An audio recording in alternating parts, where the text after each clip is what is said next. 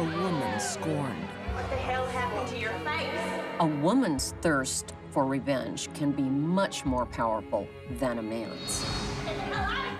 Untamed rage leads to violent retribution.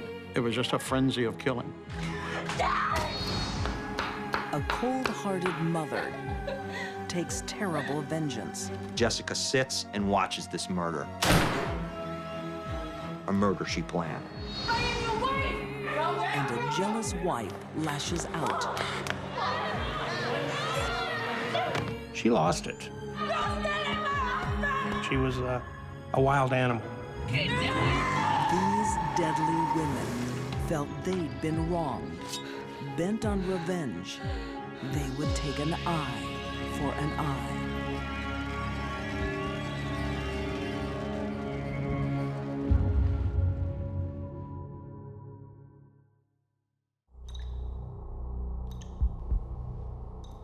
Few of us will know exactly when we'll die. This woman does. It's at 6:45 p.m., February 3rd, 1998. She's taken a life. And now the state of Texas will take its revenge by lethal injection. She had joy and peace in the midst of it. Being with her, it was the most incredible experience of my life. She lived her life and made it count for other people. She was just a mean, vengeful, evil person. Her life story shocks a nation. Her execution divides it. Just who is Karla Faye Tucker?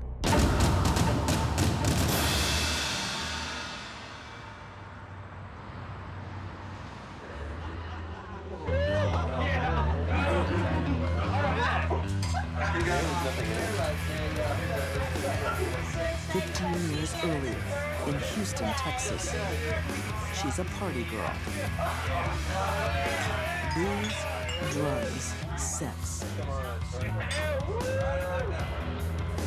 Just 23. Karla is out of control. There aren't many reports of people saying that they were shocked at the behavior she later was accused of.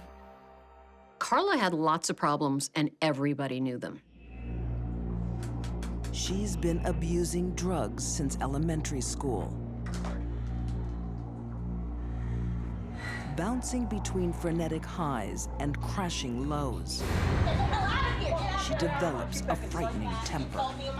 She was a very violent person who would fight with you in a minute, a man or a woman. She had many barroom fights. She was a tough little gal. Homicide detective J.C. Mosier remembers a violent young woman with no future. Karla never had a chance to go anywhere but prison. She was destined for prison. I've got something to show you that make you feel real nice. Black chocolate? She is set on that path by the one person who should have protected her. Mom. Her mother was a drug addict, prostitute, who also had a normal, square day job, working as a secretary. You gotta lick it. Lick it? Lick it real good. For young Karla, there are no boundaries, no rules. That, my dear girl, is your first joint. Her teachers had given up on her. Her mom was living her own life, a party life, encouraging Karla to go with her into that lifestyle. Author Linda Strom would become Karla's close friend. Karla herself started smoking marijuana when she was 8. So by the time she was 12, she was shooting heroin. To pay for her addiction, Karla starts working at 14. You ain't getting it for free. Again, she follows her mother's lead. Her mom was her idol, and so her mother began to school her in the art of prostitution. I'm not really sure anyone can say Karla had a childhood, even a bad one. There's no way a child who's exposed to drug use by their own mother when they're 8, 9 years old, when they're exposed to sexual behavior of adults by their own mother, that girl doesn't stand a chance in life. Not a chance at all. Karla's mind is a pressure cooker of drugs and abuse, just waiting to blow. What the hell happened to your face? When a friend, Sean, is beaten by her boyfriend, Karla takes it personally. Sean had been telling Karla about Jerry beating on her and treating her bad. Karla knows all about the alleged abuser, Jerry Dean. They were housemates, but that didn't work out. Karla and Jerry had had a bad relationship. Allegedly, he had cut up some pictures of Karla and her mom, which really upset Karla, to the point that she had actually hit him, broke his glasses, and cut his eye. Once again, Jerry Dean is in Karla's sights. Little surprise to former FBI agent Candace DeLong. Karla had a lot of trouble with men, and this man represented every man she'd ever hated. Karla wants revenge. It's time to mess this guy up. She enlists her boyfriend, Yeah. Danny Garrett. Karla wanted to go over and kick his ass, is what she wanted to do. The plan is to confront Jerry and steal his motorcycle. But the plan goes terribly wrong. The axe was right there beside the bed, and she grabbed the axe and it started.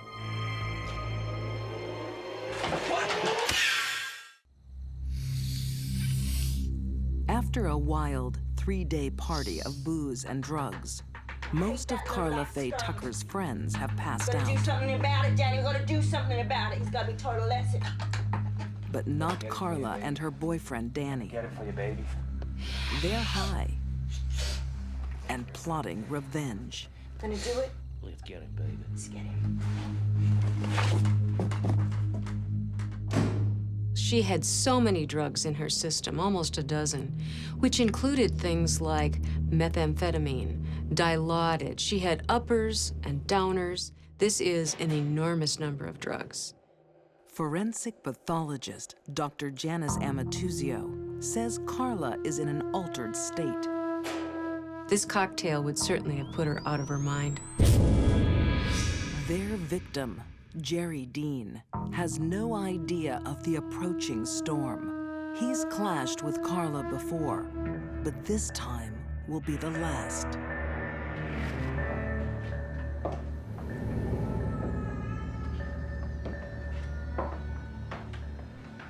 I think Jerry, as soon as he realized it was Karla, knew he was in a lot of trouble. What are you doing in here? Told you I was gonna mess you up. No, get out of here. Danny stuns Jerry with a hammer. Get him, Danny, get him. Get him good. They'd come to steal a motorcycle. Now, Karla decides on murder with a brutal weapon.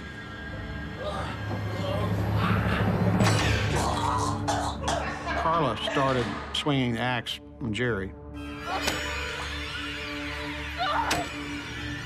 like that, Jerry?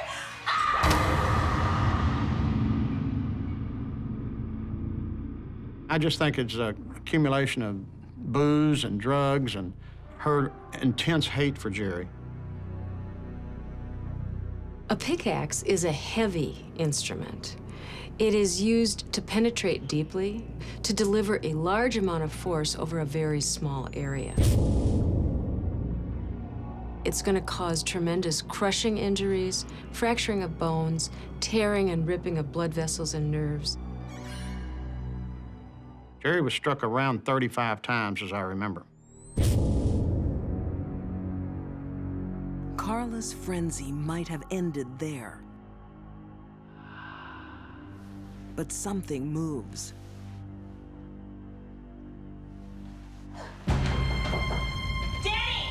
She was hiding under the covers.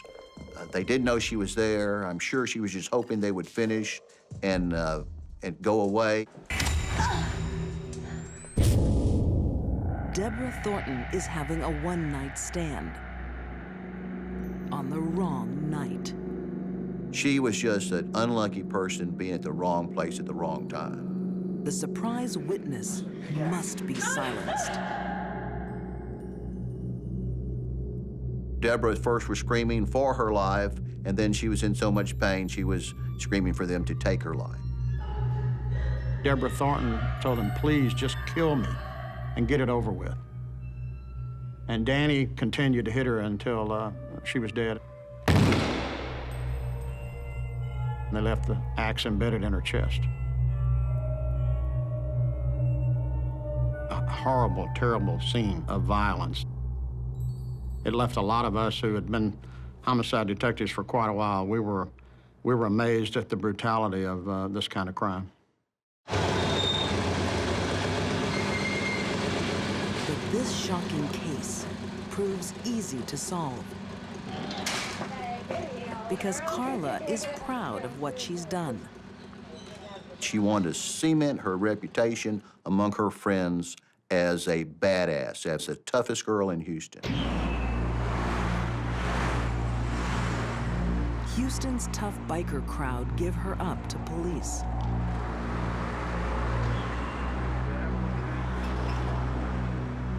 You're like a fish in the ocean.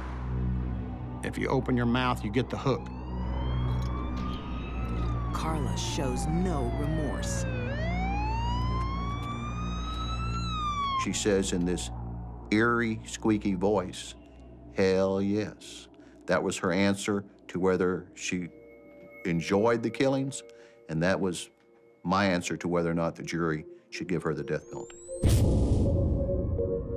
Convicted of first-degree murder, Karla and Danny are imprisoned on death row. And it's here that Karla's brutal life takes an astonishing turn. As she read the Bible, something hit her, and she realized for the first time what she had done. It's a genuine radical story of somebody who is like in darkness and walks into light. I think this was a real conversion. I think she really became a Christian, good person. He makes me lie down in green pastures. It was a metamorphosis from what she was to what she became. It was extremely amazing, and in my mind, really true. It happened. She did it. It wasn't phony. I don't think there was a phony bone in her body when she died. I want to walk arm in arm with you, Jesus. Save my sins. Forgive me my sins, Jesus. The tough, streetwise hooker becomes, in the eyes of some, an angel. Everybody loved her. I could introduce you to officers who, when they talk about Karla, will say, my life was never the same after I met her, after I had that encounter. I have to say that too. The governor is not convinced. After 14 years on death row, the state of Texas will have retribution. When she was getting ready to go to her execution, she said, I'm praying that my death will give those who can't forgive me the freedom to forgive so that they're free of this and don't have to spend their whole life dealing with what I've done.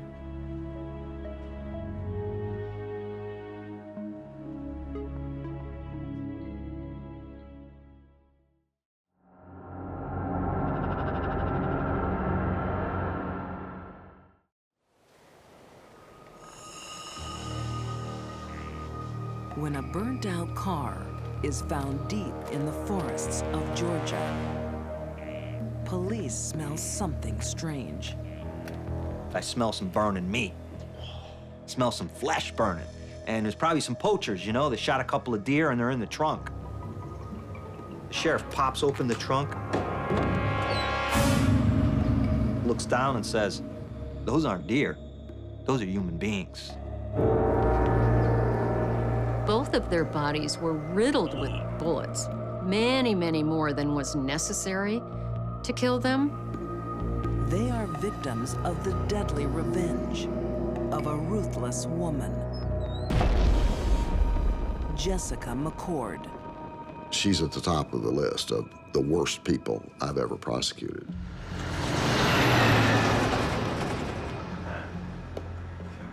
The first time Alan Bates kisses Jessica McCord, his life is set on a dangerous course. The easygoing boy from a good family has become her prey. Jessica sets her sights on this guy, and that's it. That's my golden ticket for life. There's my white picket fence, my long days on the couch watching soap operas while I'm having his babies. Jessica is soon pregnant. Alan decides to marry her. Hey, man. How you His doing? family can't believe it. We never imagined that he would end up with someone like that. Never. To Alan's brothers, Kevin and Robert Bates, this looks anything but a perfect match. It definitely feels like she was controlling from the beginning. If you wanted me, you would have taken that phone call. What the hell's the matter with you? Don't touch me, I said. She definitely seemed to have, or seemed to assert, a certain control over Alan and his thoughts and what he would want to do and how he would spend his time. As the years pass, Jessica's behavior gets worse. Okay, y'all want to pack that up now and start your homework? We're fine. Jessica was really the instigator of the arguments and the fights. I said, pack the puppets away and do your homework. Alan continually wanted to work on things. Alan was a Christian. He was dedicated to this marriage. He was dedicated to raising a good family, no matter what she did to him, it seemed. I'll just go back to cooking the dinner like I always do. And you can sit down and But Jessica just couldn't be happy enough. you can go to your theater. These aren't just mood swings. She suffers from borderline personality disorder and narcissism. Quick to anger, self-obsessed, dangerous. Jessica is the wife from hell. A combination of somebody with borderline personality disorder and narcissistic personality disorder would be someone that would be almost impossible to be around on a daily basis. It would be the classic, it's all about me when it comes to that person. After years of heartache and turmoil, Alan can see only one way out. Divorce. What the hell? You're not leaving. Alan really is at his wit's end. He can't take it anymore. Not leaving. Yeah, you just watch me. You just watch me then. She's starting to get violent. She comes at him with a butcher knife one day. And she goes to stab him, and he slams the door, and she, boing, she stabs the door instead. Divorce is no escape. Instead, it triggers something far worse.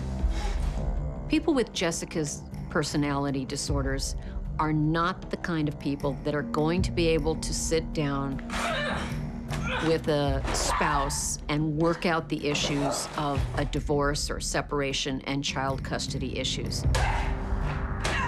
Not at all.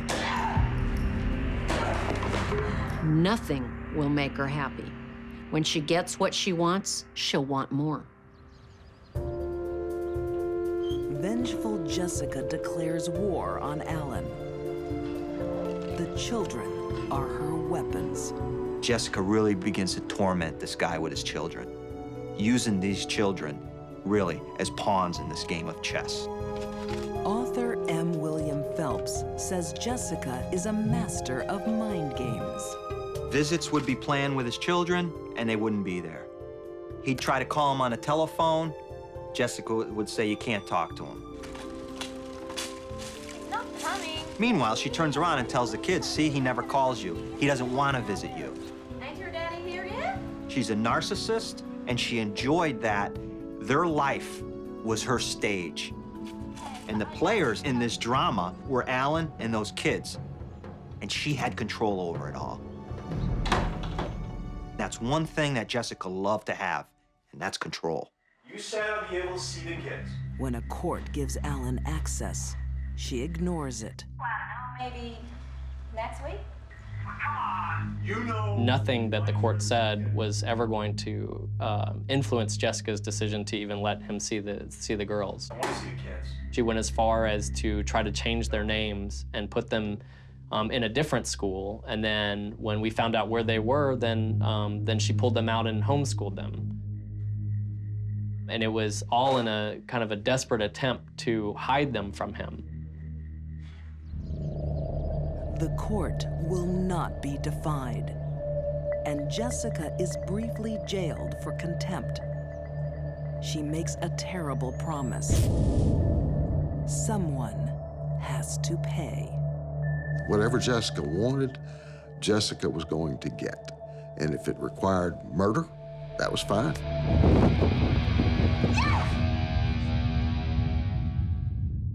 My turn to see him, and I'm going to see him. Alan Bates is a man in trouble. Don't call here again! When he divorces his wife, Jessica, he makes a vicious enemy. It's over a 6-year period of time where in and out of court, he's fighting her for custody, he's fighting her just to see the kids.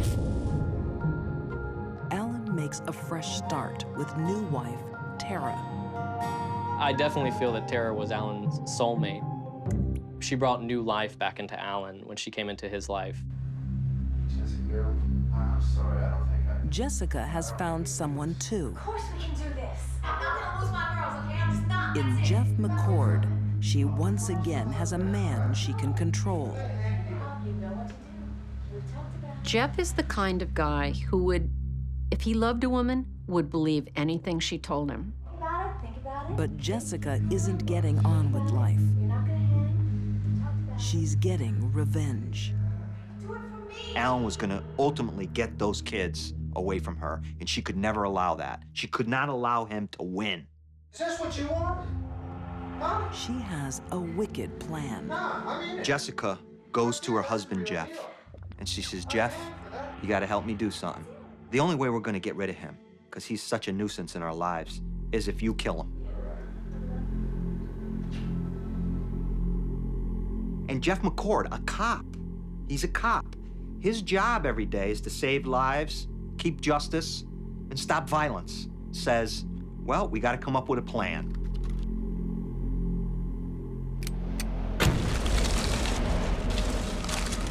A few days later, Where's the kids?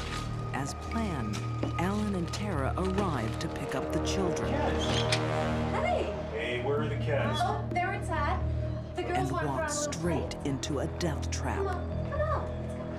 Come on, man. Come on. Alan knew Jessica's violent history. She tried to stab him with a knife one time. I'm surprised, really surprised, he went into her home. I don't think he would have entered that home had it not been the lure that his children were going to put on a show for him. Okay, y'all want to come downstairs here? Thought it'd be nice to have a little play at the end. Jessica invites them into the living room and says, sit down on the couch. The kids are upstairs. Let the girls know you're here. Kids weren't even at the house at the time. Another lie. Okay, they won't be long. You know, the girls have actually been quite sick. Really? Yeah, so I don't know if it's a good idea to be going out in this weather. Look, we gotta get going, so... And Alan is impatient. We gotta catch a flight, we gotta go. What's all this hospitality all of a Well, sudden? Sam's actually been having trouble with her nap. Ain't she? So Jeff just walks up, pulls the gun out of his back. She falls to the ground. Alan gets up. And he just fires at Alan 4 times.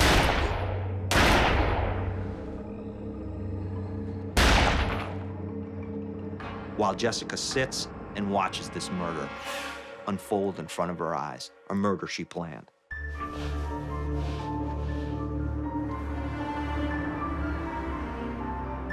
According to Chief Deputy District Attorney Roger Brown, the seeds of her appalling crime were sown years before. She grew up in a broken home. Her mother and father were divorced, and her father was abusive, physically abusive to her and to her mother. He wound up killing a woman in Tennessee.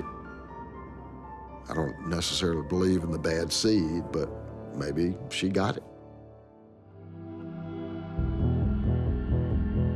With 2 bodies in the trunk, the killers make a late-night dash across the state line into Georgia. They pull the car into a field. They pour the gasoline around the car. On the car, in the trunk, open the trunk. They pour the gasoline on the bodies. They pour the gasoline on the seats of the car. Jeff goes over and he lights a paper towel and he throws it in the car. Nothing happens. So then Jessica goes over and takes care of it herself. She lights another paper towel, puts it in there, and it kind of... This car was just engulfed in flames. Jessica's arrogance will be her undoing. It is a misconception, as a rule, that you can burn a body by just pouring a little accelerant over it, such as gasoline or diesel fuel, and burning it. Because you see, when we use gasoline or diesel fuel, the temperature gets to 800 or 900 degrees. Temperatures of 1,500 degrees for a period of several hours are required to cremate a body, to reduce it to just ash. And most individuals do not tend to fire for that length of time. The bodies survived the blaze, along with a bullet and a scrap of paper towel with a distinctive design. Retired Detective Laura Brignac says police find another vital clue. Fortunately, during the fire, the license plate fell off of the car. And so immediately it was traced back to the Birmingham airport where Tara and Alan had flown into and rented the car. When investigators find out where Alan and Tara were supposed to be, they close in. They go to Jessica's house under a search warrant. They find paper towels that match that paper towel. And inside the garage, it came through the wall, they find another bullet that matches ballistically to that bullet find at the Georgia crime scene. Even under arrest for murder, Jessica McCord is coldly defiant. She was very cool and collected about it and gave off an impression that I will regain control and I'll win in the end. Jessica McCord is one of the most vicious, cold-hearted criminals that I've ever dealt with. I prosecuted hundreds of murder cases, some very mean and bad people. Jessica McCord is at the top of the list because she's truly evil. Jessica and Jeff are found guilty of murder and sentenced to life. For Jessica, there's no chance of parole. She will die in jail. This is a very sad story because from the moment Alan met Jessica as a teenage boy, it set his life on a path to destruction. She took something from our family that was very dear to us for really no good reason. I think that what she did to her kids, to take their father away from them in such a manner, was the cruelest thing. They were truly the most innocent victims in the whole thing.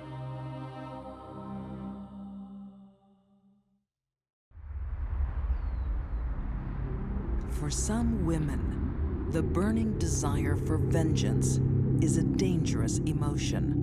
Revenge is the #1 motivator of murder. It's a very powerful force. And deadly revenge can be taken anywhere.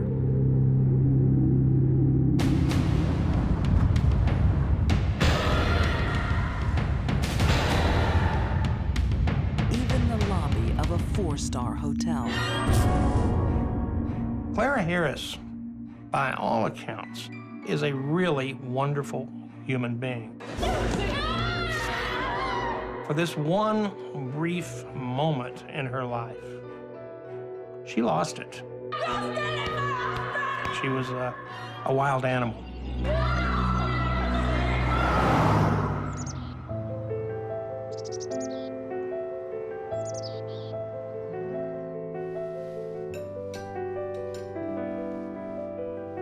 Clara Harris emigrated from Colombia and found the American dream. Oh, hey, girl. Hello. Looks good. College education, marriage to a wealthy dentist, a lavish home. But the dream has a fatal flaw. Her husband, David Harris. What's this? It's a salad. I made it for you. Yeah, but I don't like rocket in my salad. David Harris was a self-indulgent, egotistical clod. Everything about David was have the best of everything, have the best looking woman, have the best car, have the best house on the block, which they did. Texan author Stephen Long says that while David Harris seems to have it all, he still wants more. He wants his receptionist, Gail Bridges. Gail Bridges is a little cutie. She's a pretty good-looking woman herself. So it was a situation where David just wanted it all. For months, David cheats on Clara Harris, barely covering his tracks. The affair became quite obvious to the employees in David's orthodontics office. And one of them eventually went to Clara and told her.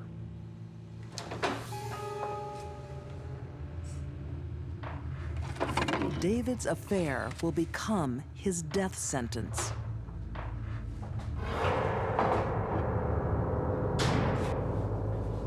Hey, Noah. Where have you been? I've been out with the guys. Out with Gail, you mean? When Clara found out her husband was having an affair, her world ended. I am your wife! I am your wife! To lose her husband was to lose everything that was important to her. Do you love her? Do you love her? Her standing in the community, how others saw her, everything. And she could not deal with that. A shattered Clara won't leave her husband. She responds with obsession about her rival for David's love. She begged him to know about the other woman, demanded that he tell her about the other woman. According to private investigator Bobby Baca, that request sparks a searing comeback. And he said, okay, here's the differences. She has a boob job, you don't. She has little feet, you have big feet. She's got no fat. No fat. She's perfect. She fits better in bed with me than you do. She's smaller, she's more petite. You're fat, she's not. She basically made him tear her ego down. For David to tell Clara he was having an affair with another woman was like stabbing her in the heart. But to give her details and compare her to the other woman was like turning the knife. Clara couldn't take it. With jealous determination, Clara sheds the pounds. But the affair goes on. Clara was desperate to save her marriage. And she thought, because of things David said, that if she lost weight, If she was prettier, if they made love more often, that would be all it would take.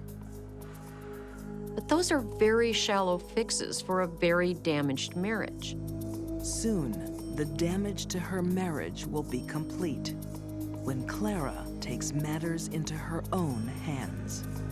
He tells Clara he's going to break up with Gail, and he takes Gail to bed. He couldn't possibly have been thinking about what Clara would do.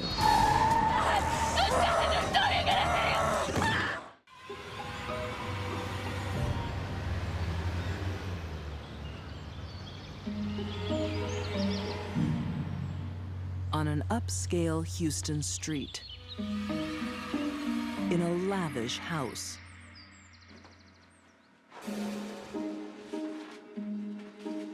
a marriage is on the rocks. Clara Harris is becoming desperate. There's no evidence that Clara has any kind of psychiatric disorder. She had cheating husband disorder. For her, big problem. Dentist David Harris has been caught having an affair with his receptionist, Gail Bridges. His next lie will turn this once loving wife into a killer. David told Clara that he was going to meet with Gail and break off the relationship once and for all. But Clara doesn't trust her husband anymore.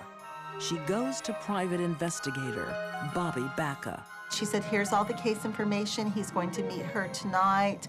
If you can get close and get recordings of what they're saying. She wanted that. Bobby puts one of her team on the case. She soon discovers that David Harris has no plans to break up with his lover, Gail. He went up into a hotel, checked into the hotel. He was with the other woman. Wait a minute, sexy boy. And at that point, we just wait for them to come out and video them coming out.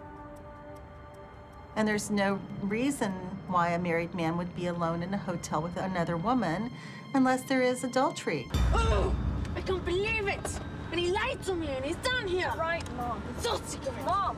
When Clara learns the truth from the PI firm, I'm so furious. she snaps. Just leave it, just leave it. Enraged, she makes 16-year-old stepdaughter Lindsay phone her father David Harris. Daddy, you have to come home. Bradley's sick.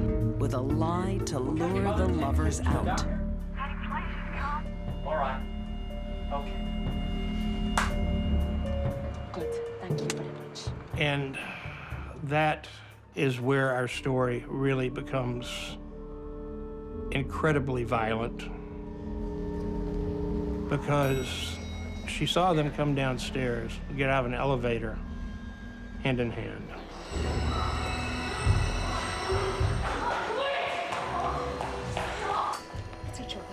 And Clara Harris lost it. Clara attacked Gail and wrestled her to the ground in the lobby of this hotel. She snapped. Flying into a rage, not caring who she hurt or how badly.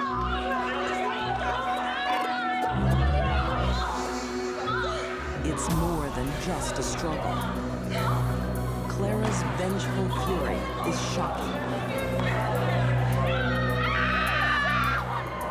The fact that Clara attacked Gail, and then once she was pulled off, went back and bit her, she's acting like an animal. Then, the final humiliation. David Harris told her, it's over, Clara. You've blown it, it's over. And he walked out with the other woman.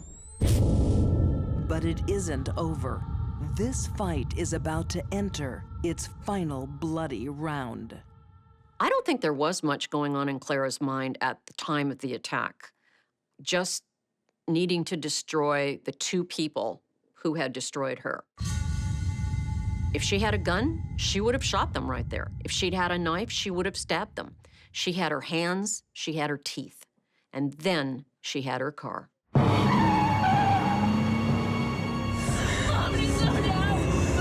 Clara guns the car. In her blind anger, she's racing through the parking lot. She came around. That's when my PI first saw her. David is escorting Gail around the hotel to the back.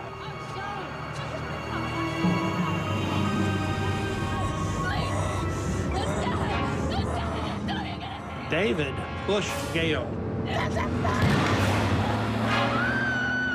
He did not get out of the way. Clara hit him. According to my investigator, when Clara's car struck David, his face hit the dash and his teeth were flying everywhere. There's more horror to come. As Clara turns the car.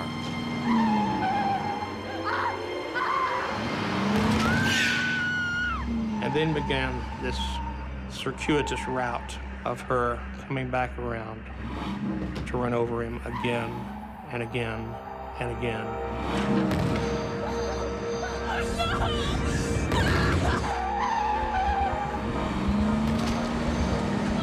Every time that car went over David Harris, it was like a meat grinder.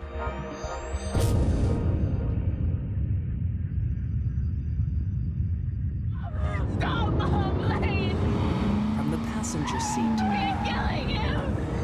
Lindsay Harris is forced to witness her own father's death.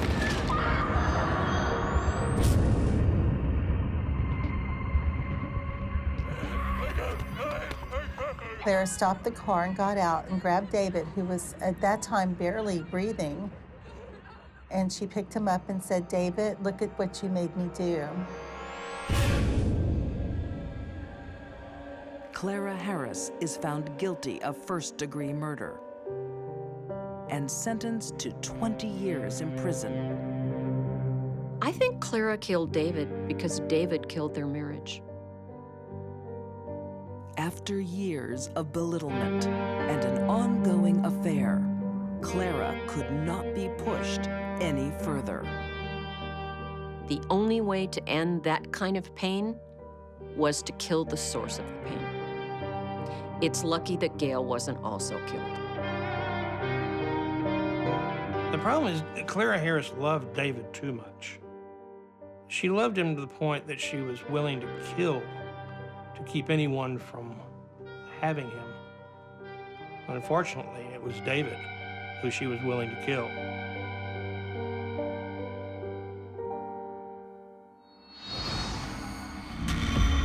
When these deadly women got angry, they hit back.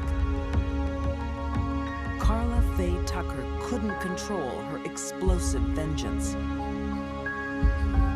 Jessica McCord took ice-cold revenge on a loving father. And Clara Harris killed in a fit of jealous rage. Feeling betrayed and wronged, payback was brutal and bloody as they took an eye for an eye.